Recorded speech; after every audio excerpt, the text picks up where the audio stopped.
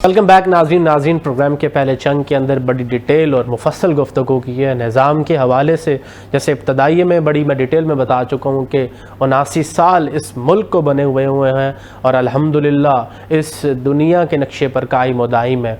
और पूरी दुनिया के अंदर जो भी हमारे दुश्मन ममालिक हैं उनके सामने ये पाकिस्तान ने साबित किया है बुनियाद मरसूस के बाद कि पाकिस्तान अपना दिफा कर सकता है। इसी हवाले से और इसके साथ साथ करंट पॉलिटिकल सिनेरियो और इंटरनेशनल अफेयर्स के ऊपर डिटेल गुफ्तगू करेंगे इस चंग के अंदर। मेरे साथ जनाब रिटायर्ड एयर वाइस मार्शल जनाब इजाज़ मलिक साहब हैं। इजाज़ साहब, thank you so much for giving us time sir. सबसे पहले तो मैं इब्तदाई में भी और पहले चंग में यही गुफ्तगू कर रहे थे कि 79 साल पाकिस्तान को हो चुके हुए हैं, जहां हमने कल 14 अगस्त को जश्न आज़ादी बड़ी भरपूर तरीके से मनाया।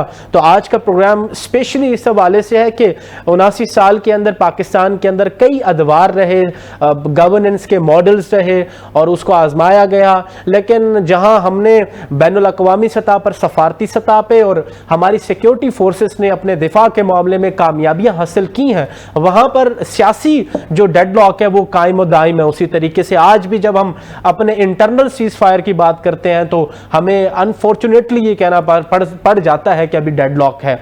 इस हवाले से आप क्या कहेंगे कि जो एक नई हवा भी चल पड़ी है कि नए मॉडल के हवाले से, नए यूनिट्स के हवाले से, तो जरा डिटेल और थोड़ा ब्रीफ तरीके से जरा बताइएगा सर, इस पे आपका क्या नुक्ता नजर है? बहुत शुक्रिया जनाब। यकीनन बैरूनी महाज पर हमने पिछले साल मिलिटरीली एक इंतहाई शानदार कामयाबी हासिल की जी। उसके बाद पाकिस्तान ने डिप्लोमेटिक महाज पे बहुत बड़ी फतेह, एक मुसलसल फतेह, बल्कि मैं कहूँगा कि फतूहात का एक सिलसिला है जो जारी है, नो डाउट। उसमें ईरान, इजराइल, अमेरिका जंग में पाकिस्तान एक सोल सिक्योरिटी स्टेबलाइजर मुल्क के तौर पे एक काबिल इत्मीनान जो है मीडिएटर के तौर पे सामने आया। indeed. फिर एक और हाईलाइट पाकिस्तान सऊदीया का बाहमी दिफाई मुआहदा, फिर हालिया दिनों में एक और सैफरीकी मुआहदा जिसमें दोनों सिंकों के साथ तुर्किया शामिल हो गया जी। बिल्कुल। तो ये इंतहाई बड़ी कामयाबियां हैं।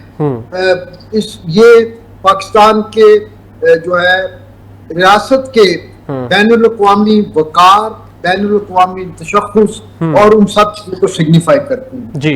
लेकिन ये एक्सटर्नल डायमेंशंस हैं और हमें पता है पॉलिटिकल साइंस के एक तालिब इल्म के तौर पे जी कि एक्सटर्नल स्ट्रेंथ्स जो हैं उसको सस्टेन करने के लिए हमें अंदरूनी तौर पर भी मजबूत होना है जी। जब हम अपने मुल्क की अंदरूनी मजबूती की बात करते हैं जी, तो उसमें सिर्फ सिक्योरिटी नहीं है जी, सिर्फ मुसल्लह अफवाज नहीं है जी, उसमें रियासत के तमाम अदारे जी बिल्कुल और बशमूल पार्लियामेंट के और जो भी निज़ाम हम अपने आइन के मुताबिक हम अपने लिए मुंतखब करें, तो फिलहाल हमारे आइन के मुताबिक पार्लियामेंट्री निज़ाम है जी बिल्कुल। तो उसमें हुकूमती पार्टी का एक रोल है, उसमें ऑपोजिशन का एक रोल है और उसमें जुडिशरी का एक रोल है जी, इम्पोर्टेंट, बिल्कुल अटमोस्ट इम्पोर्टेंट, जिसने एक बैलेंस रखना है इन दोनों में और आइन की इंटरप्रिटेशन करनी।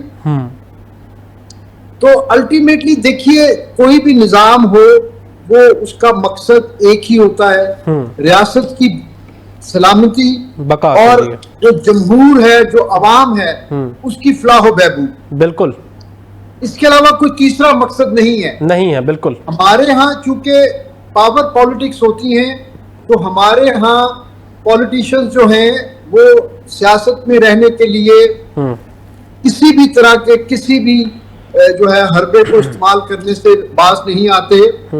उनकी कोई जो है ना नजरियाती सियासत नहीं है। पार्टियां बदलना, अपना बयानियां बदलना, ये हमारी सियासत का एक तुर्रा इम्तियाज जी। बाहर के मुल्कों में जो बड़े मुल्क हैं जी, वहां पे छोटी सी बात पर असूली मौक़िफ़ की बुनियाद पे हुकूमतें बदल जाती हैं, प्राइम मिनिस्टर इस्तीफे दे देते हैं जी, नए इलेक्शन हो जाते हैं। वहां ये एक रोजमर्रा की बात जी बिल्कुल, नो डाउट।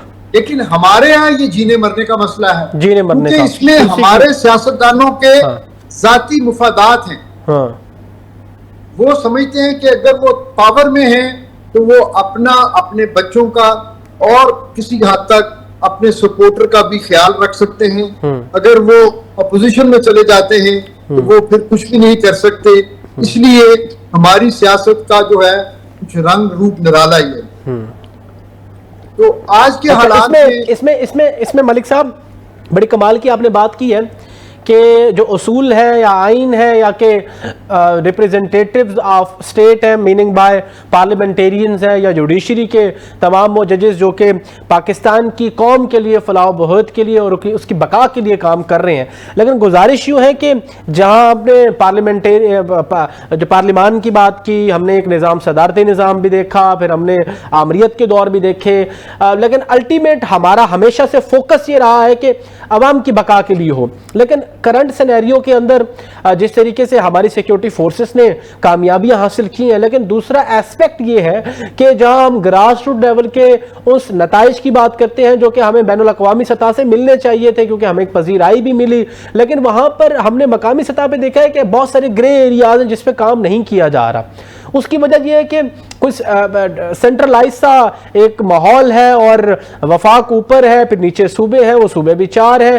تو اس میں آپ کیا سمجھتے ہیں جو ہوا چل پڑی ہے کہ اب ہمیں وہ ڈی سینٹرلائز اور نئے یونٹس اس ماحول کی طرف جانا ہوگا جو کہ ہمیں گراس روٹ لیول تک اس کے ریپرکشنز پہنچتے ہیں، تو کیا اس کے آپ دائی ہیں اور اس کو کیا آپ چاہتے ہیں کہ اس کے پھر ہو جانا چاہیے ایز سون ایز پاسبل؟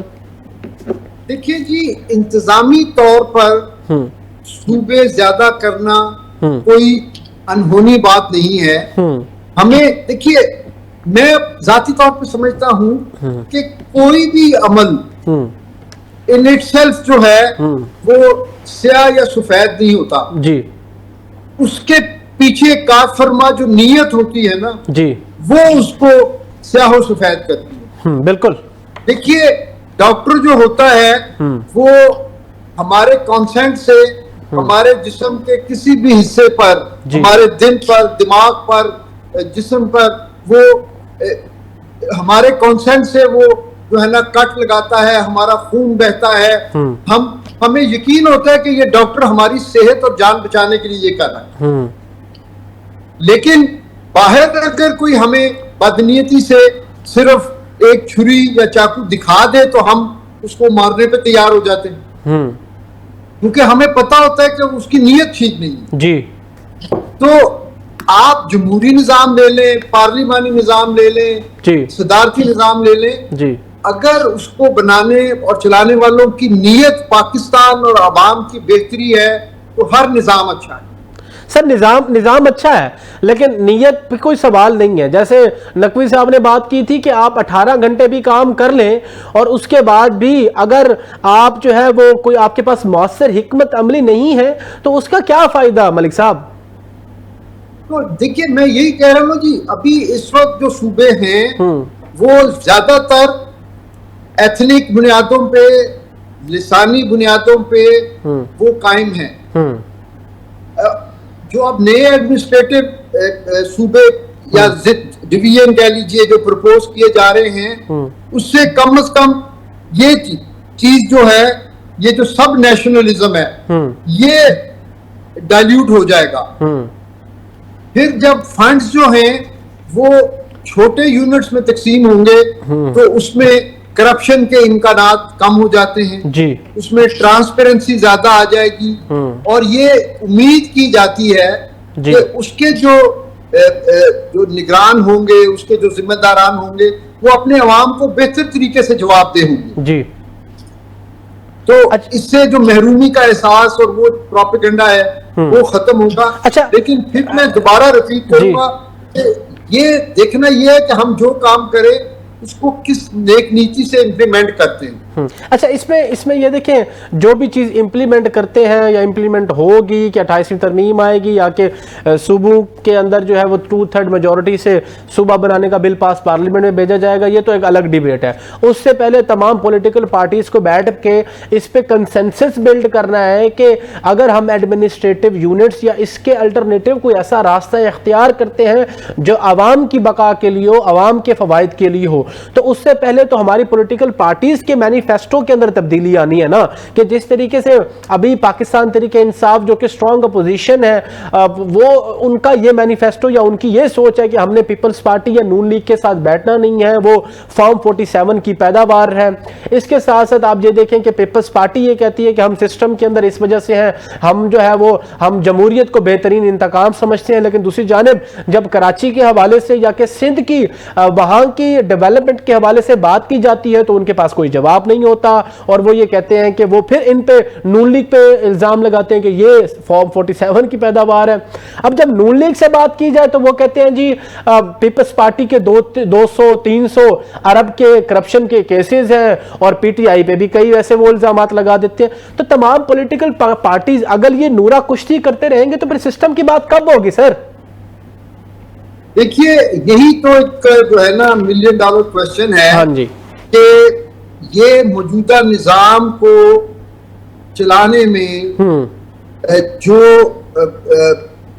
قوتیں کار فرما ہیں جی وہ کب تک اس نظام کو برداشت کرتی ہیں. میں سمجھتا ہوں کہ سب کو علم ہے نظام کو برداشت کرنے والی بات. ٹھیک ہے، سب کو پتا ہے کہ کس کی کیا ورتھ ہے اور کس کی کیا انٹرسٹ ہے کہ وہ اس ہائیبرڈ نظام میں چپکے ہوئے. ٹھیک ہے ٹھیک ہے ٹھیک ہے. تو جب اس میں ان کے پارٹی کے مینیفیسٹو تو سب کے بہت اچھے ہیں، کوئی پارٹی پاکستان مخالف مینیفیسٹو نہیں ہے. بالکل یہ بات نہیں کی، بالکل آپس میں پولیٹیکل پارٹیز کے حوالے سے ان کا وہ ہے سر.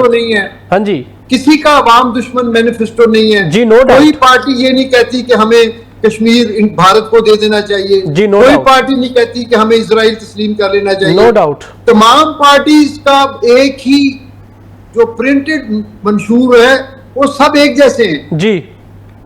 لیکن پریکٹیکل منشور کی بات کر رہا تھا سر، میں پریکٹیکل منشور کی بات کر رہا تھا نا. تو پریکٹیکل منشور کا سب کا ایک ہی ہے کہ لوٹو تے پھٹو. بڑی تلخ بات کر دی آپ نے. اچھا مجھے یہ بتایا کہ بڑی امپورٹنٹ بات آپ نے یہاں کر دی کہ نظام جو ہے وہ جو قوت کار فرما ہے اس نظام کے پیچھے، وہ اس نظام کو کب تک برداشت کرتی ہے، یہ بہت بڑا سوالیہ نشان ہے. تو اس میں آپ ایک ایکسپیرینس جو ہے وہ اینالسٹ ہیں، آپ نے یہ سارے معاملات اپنی لائف کے اندر دیکھے ہیں، تو آپ کی کیا پوائنٹ آف ویو ہے، نقطہ نظر ہے کہ کب تک یہ نظام برداشت ہوگا یا نظام کے اندر کوئی تبدیلی آئے گی؟ دیکھیے جی، ہم جن کی بات کر رہے ہیں یا کرنا چاہتے ہیں جی، وہ میری ذاتی رائے میں وہ پاکستان سے مخلص ترین نو ڈاؤٹ وہ پاکستان کا طبقہ ہے. نو ڈاؤٹ ہمارے لوگوں نے، میڈیا نے اور غیر ذمہ دارانہ صحافت نے نا اسٹیبلشمنٹ کو گالی بنا دیا. ہاں جی. جبکہ میں یہ سمجھتا ہوں کہ پاکستان کے بقا کے لیے، سالمیت کے لیے جتنی کنٹریبیوشن اس طبقے کی ہے جس کو ہم لوگ نیگیٹیولی اسٹیبلشمنٹ کہتے ہیں، ہاں جی، پاکستان کو ایٹمی قوت بنانے والے یہی لوگ، ہاں جی، پاکستان کی خاطر جانے دینے والے یہی لوگ ہیں. No doubt about it. Pakistan کی خاطر باہر جا کے تعلقات کو استحکام دینے والے یہی لوگ ہیں. تو ان کی جو مخلصانہ کوششیں ہیں وہ میں سمجھتا ہوں کہ تھوڑی وہ حالات کے پیش نظر، علاقائی دنیا کے جو اس وقت ایک وولیٹائل حالات جا رہے ہیں، اس میں وہ احتیاط سے کام لے رہے ہیں. وہ کوئی ابرپٹ تبدیلی نہیں چاہتے اور وہ کوشش کر رہے ہیں کہ کسی طرح اکانومی کو اسٹیبلائز کیا جائے، کیونکہ اکانومی اور پولیٹیکل سسٹم یہ ایک دوسرے کو کمپلیمنٹ کرتے ہیں. اس کی ترتیب کچھ بھی ہو سکتی ہے. اگر مستحکم اکانومی ہے تو جمہوریت اور پولیٹیکل سسٹم میں بھی استحکام آئے گا اور وائس ورسا. تو وہ میرے خیال میں اپنی پوری کوششیں کر رہے ہیں اور مجھے یقین ہے کہ وہ مناسب وقت پر کم سے کم ارتعاش پیدا کیے بغیر ایک سیملیس طریقے سے بغیر ایک ایسا مربوط انٹیگریٹڈ نظام جو ہے اس کو وہ چاہتے ہیں کہ وہ قائم ہو جس میں سب کا کنسنسس بھی ہو اور وہ تمام قوتیں وہ آپ ہوں میں ہوں وہ بزنس مین کمیونٹی ہو وہ سیاستدان ہو وہ تمام لوگ جو پاکستان کے مستقبل سے اپنے آپ کو جڑا ہوا سمجھتے ہیں وہ سب اس پہ آن بورڈ ہوں تو وہ نظام کامیاب ہو جائے گا. وہ صدارتی نظام ہو یا کوئی اور نظام ہو. دیکھیے یہ سارے نظام دنیاوی نظام ہے نا. بالکل بالکل. اللہ کا نظام تو ایک ہی ہے. جی اللہ کا نظام ایک ہے اور اللہ کا نظام ہے انصاف کا نظام. نہیں تو عوام کی بہتری کا نظام. اس میں جس طریقے سے آپ کہہ رہے ہیں کہ اس میں ایک سٹیپ بائی سٹیپ یہ معاملہ چلے گا, اگر تبدیلی لانی ہوگی تو تبدیلی لائی بھی جائے گی, تو اس تبدیلی کو آپ کہاں تک دیکھ رہے ہیں؟ کیا گورنمنٹ کی کیبنٹ کے اندر تبدیلیاں ہوں گی, یا کہ ایک جو پرنسپل سیٹ ہے اس کے اندر تبدیلی لائی جائے گی, یا کہ اپوزیشن کو ایک پولیٹیکل سپیس میں دے کے ان کو اس ایوان کے اندر یا اقتدار کے اندر لایا جائے گا؟ آپ اس حوالے سے کیا نقطہ نظر رکھتے ہیں؟ دیکھیے جی, میں اس پہ ظاہر ہے میں چونکہ اس سوچ کا یا اس پروسیس کا حصہ نہیں ہوں, میں بھی آپ کی طرح ایک خواہش کا اظہار کر سکتا ہوں. جی. تو میری خواہش یہ ہوگی کہ ہمیں ہر وہ کام کر لینا چاہیے جس سے پاکستان کی بہتری ہوگی. اگر پاکستان کی بہتری ہے تو آپ کی اور میری اور ہمارے بچوں کی, ہمارے آنے والی جنریشن کی بہتری ہے. پاکستان ہے تو ہم ہیں. پاکستان نہیں, اللہ نہ کرے خدا نہ خواستہ, پاکستان کی سالمیت پہ, پاکستان کی جو ہے اتحاد پہ, پاکستان کے جو ہے عزت پہ کو حرف آتا ہے تو ہم سب کے ساتھ جھک جائیں گے. تو اس لیے کوئی بھی نظام ہو, شخص کوئی بھی ہو, ایسا ہونا چاہیے جو قابل ہو یا نہ ہو, قابلیت جو ہے نا اس کے لیے ایکسپرٹس ہائر کیے جا سکتے ہیں. اچھا, کیا ہونا چاہیے پھر؟ قابل نہ ہو کیا ہونا چاہیے؟ اس کو مخلص ہونا چاہیے. مخلص تو میرے خیال میں آپ نے خود بھی کہہ دیا کہ تمام پولیٹیکل پارٹیز کے مینیفیسٹو بھی مخلص ہیں, اور میرے خیال میں جتنے بھی ابھی تک لیڈران آئے ہیں ان پہ یہ الزام تو نہیں ہے کہ جو غدار وطن تھے, لیکن سوال یہ ہے کہ پریکٹیکلٹی پہ کام اترتا ہے. آپ پھر وہی سیم بات نقوی صاحب علی, آپ 12 گھنٹے کام کر لیں, 18 گھنٹے کام کر لیں, پھر مخلص بھی ہو جائے, جب تک آپ پریکٹیکلی گراس روٹ لیول پہ اس کے ریپرکشنز نہیں لائیں گے تو ہاؤ اٹ از پاسبل کہ آپ سسٹین کر پائیں؟ دیکھیے میں تو سمجھتا ہوں کہ ہم میں سے کسی کو بھی یہ خاکی حاصل نہیں کہ ہم کسی کو غدار کہیں. بالکل بالکل. تو ہمیں بات ہے نا سر, ہم تو اپنے ذمہ دار ہیں نا جی. ہم نے اپنا اللہ کو اپنا جواب دینا. میں صرف یہ کہتا ہوں, دیکھیے میں آپ کو ایک چھوٹی سی مثال دوں جی, نام نہیں لینا چاہیے جی, لیکن کوئی حرج بھی نہیں ہے. یو اے ای میں جو یو اے ای کا پورا نظام بنانے والے شیخ زید مرحوم تھے, وہ کوئی تعلیم یافتہ شخص نہیں تھے. وہ 80 سال کی عمر میں خود گاڑی ڈرائیو کر کے دور دراز صحرا میں بھی جا کے پروجیکٹس کو جو ہے دیکھتے تھے, اور انہوں نے متحدہ عرب امارات اور بالخصوص ابو دھابی کے ہر فرد کو اس کی ترقی میں حصے دار بنایا. تو نظام کیا تھا؟ وہ بادشاہی نظام تھا, لیکن ہر شخص ان سے خوش تھا اور آج بھی خوش ہے. تو اس لیے میں یہ کہتا ہوں کہ, لیکن جو میں بات کر رہا تھا نا قابلیت کی, انہوں نے قابلیت میرٹ پہ ایکوائر کر لی. انہوں نے پاکستانی انجینئر بلا لیے, انہوں نے بھارت کے بزنس مین بلا لیے, انہوں نے امریکہ کے جو ہے نا کمپیوٹر کے لوگ بلا لیے, انہوں نے دنیا بھر کے لوگ قابلیت کی بنیاد پہ ہائر کیے اور اپنے صحرا کو انہوں نے گلو گلزار کر دیا. ٹھیک ہے, ٹھیک ہے. تو اچھا اس میں حکمران کا مخلص ہونا بہت بڑی بات، مخلص ہونا ضروری ہے سر. اچھا اس میں اب مجھے یہ بتاتے ہیں کہ کرنٹ سسٹم کے اندر جس طریقے سے پولیٹیکل جماعتیں اپنی انٹرنل معاملات کے اندر ڈیولپمنٹس لا رہی ہیں، جس طریقے سے آزاد کشمیر کے الیکشنز کے بعد پیپلز پارٹی کی جس طریقے سے سٹانس ہمیں دیکھنے کو ملا، اور کرنٹلی جس طریقے سے سہیل افریدی صاحب نے یہ اعلان کر دیا کہ 26 سپتمبر کو وہ لانگ مارچ کیپٹل کی طرف آئیں گے. اور اس کے ساتھ ساتھ آپ نے یہ دیکھا ہوگا کہ نئے یونٹس کے اس تمام تاثر کے بعد پیپلز پارٹی کا ایک اٹیکنگ پوزیشن پہ آنا، تو آپ کیا دیکھ رہے ہیں کہ اپ کمنگ کیا یہ تمام پولیٹیکل پارٹیز بیٹھ کے کوئی ایک پیج پر بیٹھ سکتی ہیں کہ نہیں، یا کوئی ڈیفرنٹ معاملہ آپ کو دیکھنے کو مل رہا ہے کہ جیسے یہ بھی پریڈکشن ہے کہ پھر ایک ہی کنٹینر میں پیپلز پارٹی اور پی ٹی آئی بھی نظر آ سکتے ہیں؟ دیکھیے جی، سیاست ممکنات کا کھیل ہے، اور ہمارے ملک کی سیاست میں تو ہر چیز ممکن ہے. بس میں یہی کہنے پہ اکتفا کروں. اور سسٹم چلتا ہوا نظر دکھائی دے رہا ہے آپ کو؟ نجم شریف صاحب کہہ رہے ہیں اسی تنخواہ پہ چلتا رہے گا سب کچھ. دیکھیے سسٹم تو چلے گا. اچھا، یہ سسٹم نہیں ہوگا تو اس کی جگہ کوئی اور سسٹم ہوگا. سسٹم تو چلتا رہے گا. چلیں جی، تھینک یو سو مچ اعجاز ملک صاحب، آپ نے ٹائم دیا. ناظرین، آج کے پروگرام کا وقت ختم ہونے کو، انشاءاللہ کل آپ سے پھر ملاقات ہوگی. اپنے میزبان عمر شریف لغاری کو اجازت دیجیے. اللہ نگہبان. پاکستان زندہ.